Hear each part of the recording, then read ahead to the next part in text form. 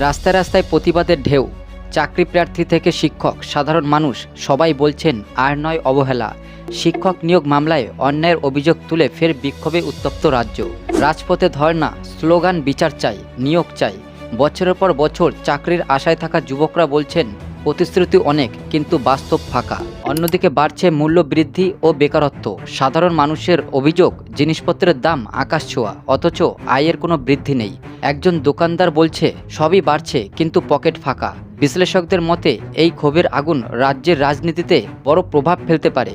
মানুষের মনে এখন জমে থাকা একটাই প্রশ্ন, আমাদের কথা কে শুনবে?